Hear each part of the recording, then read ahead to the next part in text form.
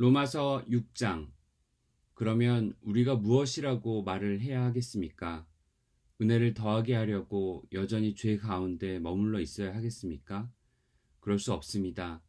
우리는 죄에는 죽은 사람인데 어떻게 죄 가운데서 그대로 살 수 있겠습니까? 세례를 받아 그리스도 예수와 하나가 된 우리는 모두 세례를 받을 때에 그와 함께 죽었다는 것을 여러분은 알지 못합니까? 그러므로 우리는 세례를 통하여 그의 죽으심과 연합함으로써 그와 함께 묻혔던 것입니다. 그것은 그리스도께서 아버지의 영광으로 말미암아 죽은 사람들 가운데서 살아나신 것과 같이 우리도 또한 새 생명 안에서 살아가기 위함입니다. 우리가 그의 죽으심과 같은 죽음을 죽어서 그와 연합하는 사람이 되었으면 우리는 부활에 있어서도 또한 그와 연합하는 사람이 될 것입니다. 우리의 옛 사람이 그리스도와 함께 십자가에 달려 죽은 것은 죄의 몸을 멸하여서 우리가 다시는 죄의 노예가 되지 않게 하려는 것임을 우리는 압니다. 죽은 사람은 이미 죄의 세력에서 해방되었습니다. 우리가 그리스도와 함께 죽었으면 그와 함께 우리도 또한 살아날 것임을 믿습니다. 우리가 알기로 그리스도께서는 죽은 사람들 가운데서 살아나셔서 다시는 죽지 않으시며 다시는 죽음이 그를 지배하지 못합니다. 그리스도께서 죽으신 죽음은 죄에 대해서 단번에 죽으신 것이요. 그분이 사시는 삶은 하나님을 위하여 사시는 것입니다. 이와 같이 여러분도 죄에 대해서는 죽은 사람이요. 하나님을 위해서는 그리스도 예수 안에서 살고 있는 사람이라는 것을 알아야 합니다. 그러므로 여러분은 죄가 여러분의 죽을 몸을 지배하지 못하게 해서 여러분이 몸의 정욕에 굴복하는 일이 없도록 하십시오. 그러므로 여러분은 여러분의 지체를 죄에 내맡겨서 불의의 연장이 되게 하지 마십시오.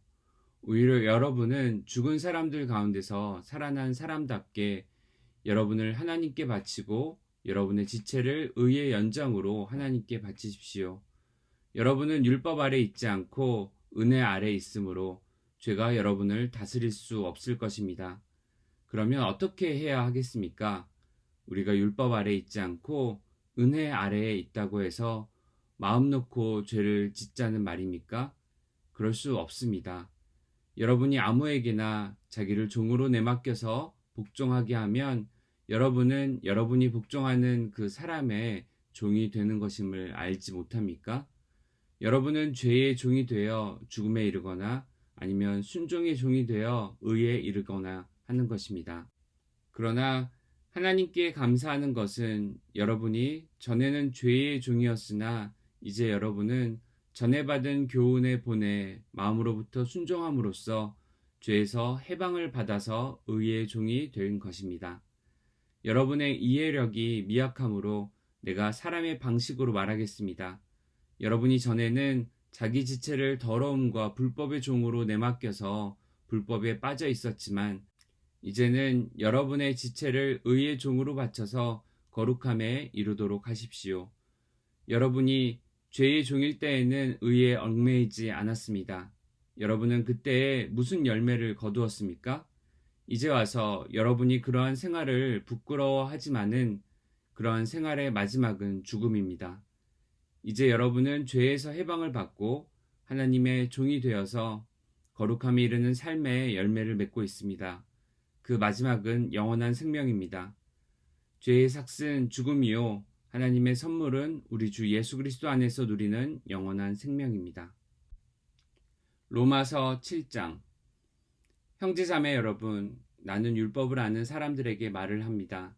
율법은 사람이 살아있는 동안에만 그 사람을 지배한다는 것을 알지 못합니까?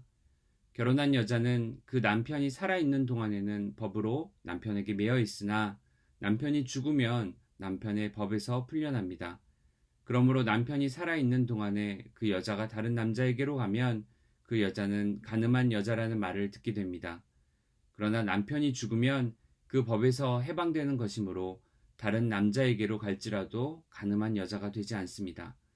나의 형제자매 여러분, 그러므로 여러분도 그리스도의 몸으로 말미암아 율법에 대해서는 죽임을 당했습니다.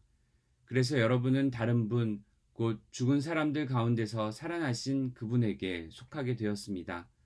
그것은 우리가 하나님을 위하여 열매를 맺게 하기 위함입니다. 이전에 우리가 육신을 따라 살 때에는 율법으로 말미암아 일어나는 죄의 욕정이 우리 몸의 지체 안에서 작용해서 죽음에 이르는 열매를 맺었습니다. 그러나 지금은 우리를 옥매였던 것에 대하여 죽어서 율법에서 풀려났습니다. 그래서 우리는 문자에 얽매인 낡은 정신으로 하나님을 섬기지 않고 성령이 주시는 새 정신으로 하나님을 섬깁니다. 그러면 우리가 무엇이라고 말을 하겠습니까? 율법의 죄입니까? 그럴 수 없습니다. 그러나 율법에 비추어 보지 않았다면 나는 죄가 무엇인지 알지 못하였을 것입니다. 율법에 탐내지 말아라 하지 않았다면 나는 탐심이 무엇인지를 알지 못하였을 것입니다. 그러나 죄는 이 계명을 통하여 틈을 타서 내 속에서 온갖 탐욕을 일으켰습니다. 율법이 없으면 죄는 죽은 것입니다. 전에는 율법이 없어서 내가 살아 있었는데 계명이 들어오니까 죄는 살아나고 나는 죽었습니다. 그래서 나를 생명으로 인도해야 할 그 계명이 도리어 나를 죽음으로 인도한다는 것이 드러났습니다. 죄가 그 계명을 통하여 틈을 타서 나를 속이고 또 그 계명으로 나를 죽였습니다. 그러므로 율법은 거룩하며 계명도 거룩하고 의롭고 선한 것입니다. 그러니 그 선한 것이 나에게 죽음을 안겨주었다는 말입니까? 그럴 수 없습니다. 그러나 죄를 죄로 드러나게 하려고 죄가 그 선한 것을 방편으로 하여 나에게 죽음을 일으켰습니다. 그것은 계명을 방편으로 하여 죄를 극도로 죄답게 되게 하려는 것이었습니다. 우리는 율법이 신령한 것인 줄 압니다. 그러나 나는 육정의 메인 존재로서 죄 아래에 팔린 몸입니다. 나는 내가 하는 일을 도무지 알 수가 없습니다.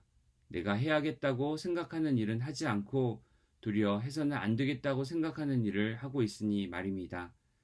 내가 그런 일을 하면서도 그것을 해서는 안 되겠다고 생각하는 것은 곧 율법이 선하다는 사실에 동의하는 것입니다.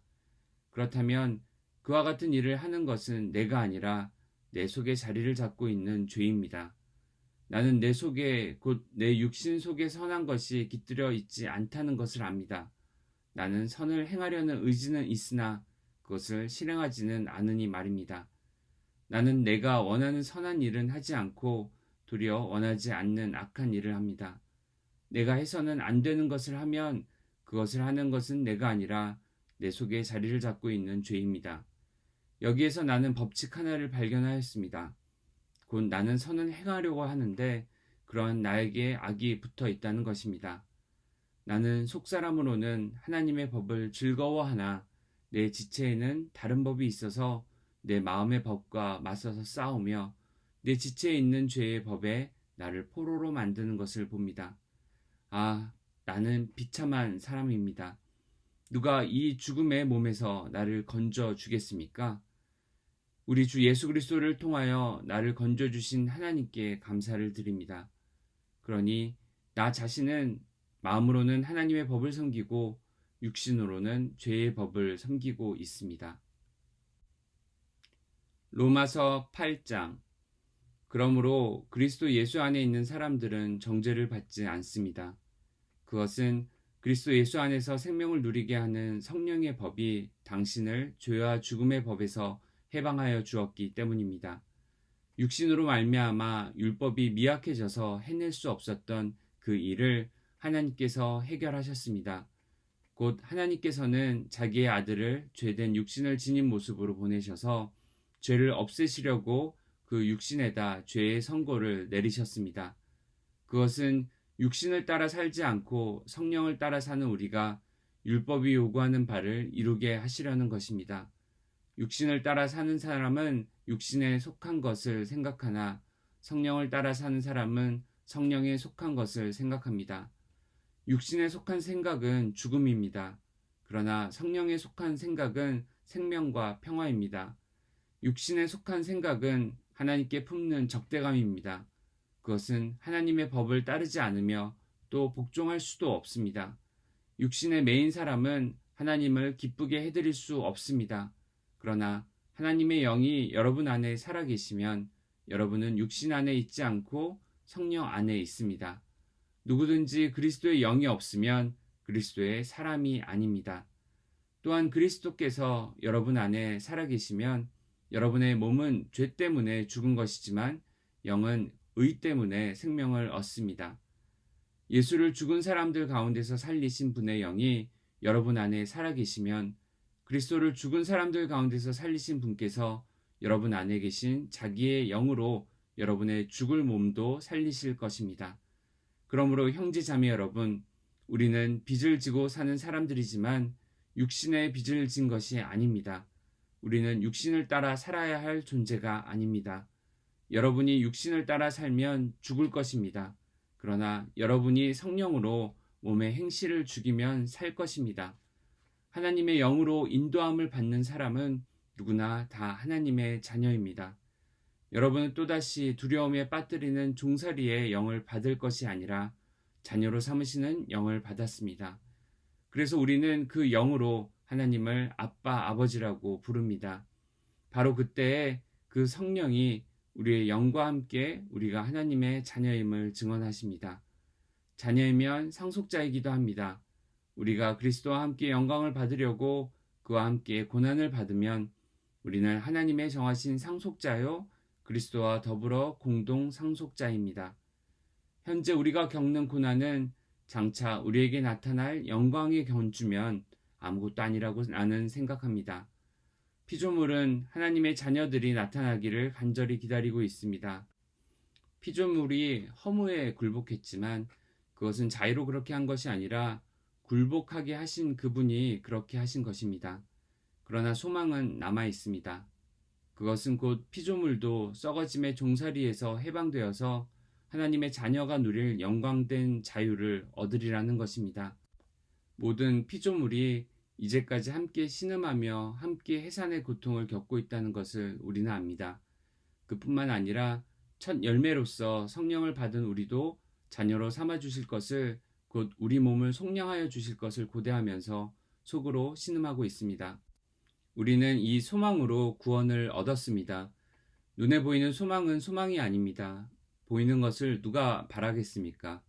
그러나 우리가 보이지 않는 것을 바라면 참으면서 기다려야 합니다. 이와 같이 성령께서도 우리의 약함을 도와주십니다. 우리는 어떻게 기도해야 할지도 알지 못하지만 성령께서 친히 이루 다 말할 수 없는 탄식으로 우리를 대신하여 간구하여 주십니다. 사람의 마음을 꿰뚫어 보시는 하나님께서는 성령의 생각이 어떠한지를 아십니다. 성령께서 하나님의 뜻을 따라 성도를 대신하여 간구하시기 때문입니다. 하나님을 사랑하는 사람들, 곧 하나님의 뜻대로 부르심을 받은 사람들에게는 모든 일이 서로 협력해서 선을 이룬다는 것을 우리는 압니다. 하나님께서는 미리 아신 사람을 택하여서 자기 아들의 형상과 같은 모습이 되도록 미리 정하셨으니 이것은 그 아들이 많은 형제 가운데서 맏아들이 되게 하시려는 것입니다. 그리하여 하나님께서는 이미 정하신 사람들을 부르시고 또한 부르신 사람들을 의롭게 하시고 의롭게 하신 사람들을 또한 영화롭게 하셨습니다. 그렇다면 이런 일을 두고 우리가 무엇이라고 말할 수 있겠습니까? 하나님이 우리 편이시면 누가 우리를 대적하겠습니까? 자기 아들을 아끼지 않으시고 우리 모두를 위하여 내주신 분이 어찌 그 아들과 함께 모든 것을 우리에게 선물로 거저주지 않으시겠습니까? 하나님께서 택하신 사람들을 누가 감히 고발하겠습니까? 의롭다 하시는 분이 하나님이신데 누가 감히 그들을 정죄하겠습니까? 그리스도 예수는 죽으셨지만 오히려 살아나셔서 하나님의 오른쪽에 계시며 우리를 위하여 대신 간구하여 주십니다. 누가 우리를 그리스도의 사랑에서 끊을 수 있겠습니까? 환난입니까? 공고입니까? 박해입니까? 굶주림입니까? 벌벗음입니까? 위협입니까? 또는 칼입니까? 성경에 기록한 바 우리는 종일 주님을 위하여 죽임을 당합니다. 우리는 도살당할 양과 같이 여김을 받았습니다. 한 것과 같습니다. 그러나 우리는 이 모든 일에서 우리를 사랑하여 주신 그분을 힘입어서 이기고도 남습니다. 나는 확신합니다. 죽음도 삶도 천사들도 권세자들도 현재일도 장래일도 능력도 높음도 깊음도 그 밖에 어떤 피조물도 우리를 우리 주 예수 그리스도 안에 있는 하나님의 사랑에서 끊을 수 없습니다.